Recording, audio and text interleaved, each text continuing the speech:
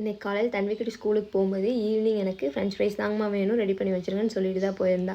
சரின்னு சொல்லி நானும் ரெடி பண்ணி வச்சிட்டேங்க. இந்த 1 வீக்காக பார்த்திங்கனாலே ரொம்ப பிஸியாக போயிட்டு இருந்துச்சு. என்னால் கிச்சனை எல்லாம் கசகசன்னு கிடந்து சுத்தம் பண்ணவே முடியல.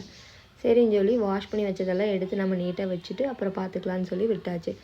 இந்த கரண்டி பெரிய பெரிய இதெல்லாம் மாட்டுறதுக்கு ஒரு ஹேங்கர் ஒன்று ஆர்டர் பண்ணியிருந்தேன். ரொம்ப யூஸ்ஃபுல்லாக இருக்குது. நெக்ஸ்ட் வீடியோவில் அதை பற்றி டீட்டெயிலாக சொல்கிறேன் உங்களுக்கு. கிச்சனுக்குள்ளே என்ட்ரு ஆனாலே எனக்கு கவுண்டர் டாப் வந்து எம்டியாக தான் இருக்கணும். அந்த பாத்திரம் இந்த பாத்திரம் அது இது அங்கேயும் இங்கேயும் கிடந்தால் சுத்தமாக பிடிக்காதுங்க.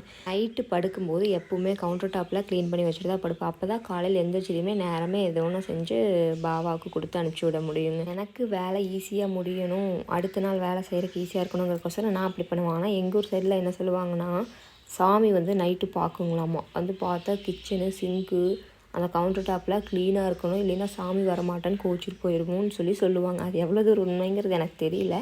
எங்கள் ஊர் சைடெலாம் அப்படி தான் சொல்லுவாங்க. இன்னும் நிறையா இந்த மாதிரி நிறையா சொல்லுவாங்க. மித்தா உண்மையான்னு தெரில.